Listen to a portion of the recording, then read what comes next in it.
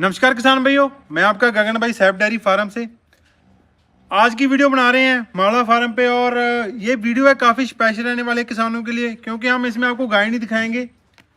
Main topic होता है, किसानों का क्वेश्चन रहता है भी जो नया फार्मिंग कर रहा है बंदा, उसको कितना बजट चाहिए गाय के लिए, शेड के लिए कितना बजट उसको इन्वेस्ट करना चाहिए और क्या क्या चीज़ों का ध्यान रखना है, वो सारी चीज़ें डिस्कस करेंगे। पहले तो जो कोई भी किसान भी वीडियो देख रहा है सर, मैं निवेदन करता हूँ सर वीडियो को स्किप मत करना, क्योंकि काफ़ी चीज़ें सीखने लायक हैं। क्योंकि आजकल काफ़ी जो हम बंदा किसी के पास बजट होता है कि कोई लोन लेके स्टार्ट करता है जी, एंड द वो लगा लो उनके पास बजट कम पड़ जाता है, उसके रीज़न क्या आ जाते हैं उसके बारे में सिलसिले में आप बात कराएंगे। सबसे पहले जो किसान भाई डेयरी फार्मिंग करने का सोच रहा है जी, क्योंकि आपको पता है अगर हम डेयरी फार्मिंग करने का सोच रहे हैं, सबसे पहले आ जाती है उसकी रखने की जगह भी, जिस जहाँ पे हमारे एनिमल रहेंगे, जहाँ पे एनिमल ने हमने दूध निकालना है, और सारा उनका मैनेजमेंट, जैसे फीडिंग का लगा लो, डॉक्टर का लगा लो, सभी चीज़ों को साथ में लेके चलना होता है। तो किसान भाई सारा कुछ सोच लेते हैं, क्या कहते हैं, कोटेशन बना लेते हैं, अपना बजट बना लेते हैं, हाँ जी भी इतना शेड पे आ गया, इतना गाय पे लग जाएगा।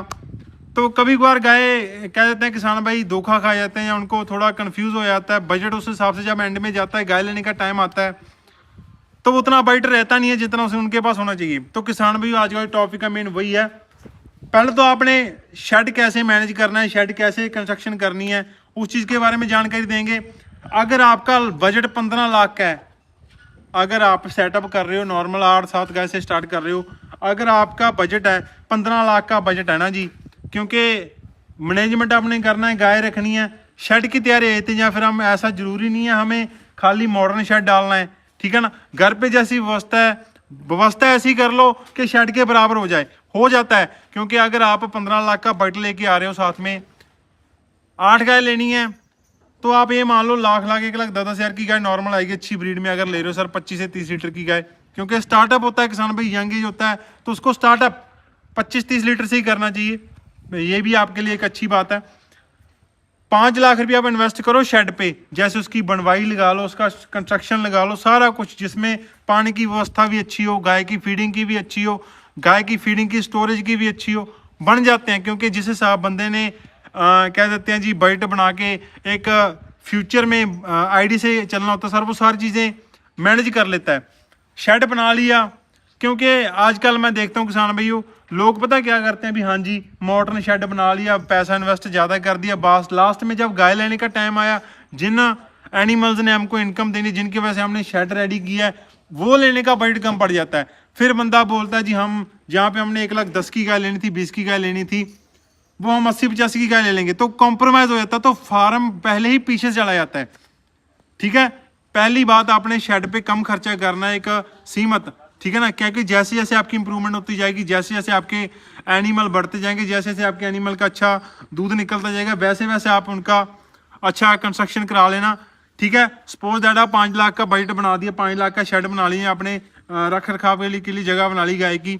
उसके बाद आते हैं गाय लेने का टाइम, ठीक है। गाय का फीडिंग का, डॉक्टर का, जो किसान भाई बाहर से आ रहा है उसका ट्रांसपोर्टेशन चार्ज भी रहता है, तो सारी चीज़ों को इंक्लूड करके साथ चलना पड़ता है। सपोज दैट किसी गाय बंदे ने 7 गाय से स्टार्ट करना है, ठीक है, मैं 7 गाय का बता रहा हूँ आपको। 7 गाय नॉर्मल बात है जी, अगर आप 7 गाय लेके जा रहे हो इधर से, तो 7 गाय पहुँच कर लगा लो कि वो 8 लाख की पड़ जाएंगे उधर। अगर कोई भी 1000 किलोमीटर से आता है या 1500 किलोमीटर से आता है, उनका जो ओवरऑल बजट पड़ जाएगा वो 8 लाख का पड़ जाएगा। और बचा कितना उनके पास, 2 लाख का लगा लो जी। क्योंकि अगर आप गाय लेके जा रहे हो वो दूध भी निकालेगी, दूध पे तो वो गाय 20 दिन के बाद, 25 दिन के बाद आती है। पहले आपने जो फीडिंग का करना होता है, फीडिंग भी लेके रखनी पड़ेगी एडवांस में, आपको चारा भी लेके रखना पड़ेगा, तो वह सारी चीज़ों को मैनेज करके चलना पड़ेगा जी, ठीक है।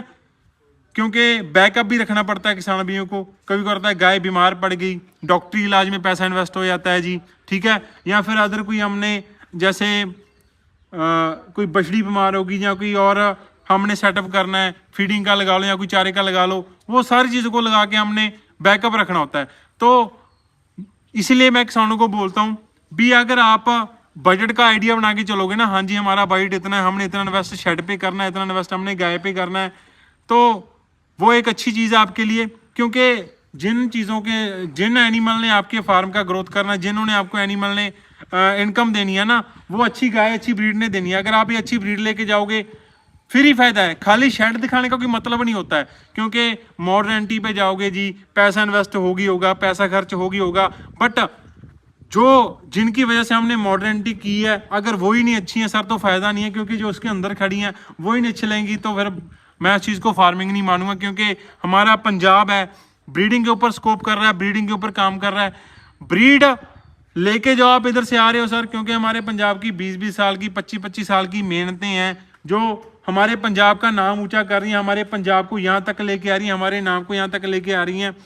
क्योंकि मैं हर एक जगह पे विजिट करता हूँ, ऑल ओवर स्टेट में विजिट करता हूँ, मेरे पास कॉल्स भी आते हैं, जो यंग लड़कियाँ फ्रेशर लड़कियाँ उनका कॉल्स आता है, गगन भाई कितना बाइट लेके चलें या फिर कितनी गाय रखें, कैसे उनका स्टार्टअप करें। तो मैं बार बार किसान से कहता रहता हूँ, अभी बता रहा हूँ जी, वीडियो में बताता रहता हूँ भी, आप एनिमल लेके जा रहे हो तो ब्रीडर एनिमल लेके जाओ, कभी कॉम्प्रोमाइज मत करो, क्वांटिटी के ऊपर मत जाया करो, ठीक है। क्योंकि क्वांटिटी के ऊपर ऐसा होता है सर, कभी होता है गाय 10 गाय लेने का सोचता है, ठीक है, अगर उस ब्रीड में आपको अच्छी 8 गाय भी मिल रही है ना, अच्छी मिल रही है ब्रीडर, तो वो ले जाओ, ठीक है ना, कॉम्प्रोमाइज मत करो। क्योंकि जिस चीज़ ने आपका फार्म डेवलप करना है, जिस चीज़ ने आपका फार्म को आगे लेके जाना है, वो है अच्छी ब्रीड। अगर आपके पास वो अच्छी आ गई सर तो आपको पीछे देखने की जरूरत नहीं है, तो वही आपके फार्म को सेटअप करेगी, वही अपने फार्म को आगे बढ़ावा देगी, ठीक है।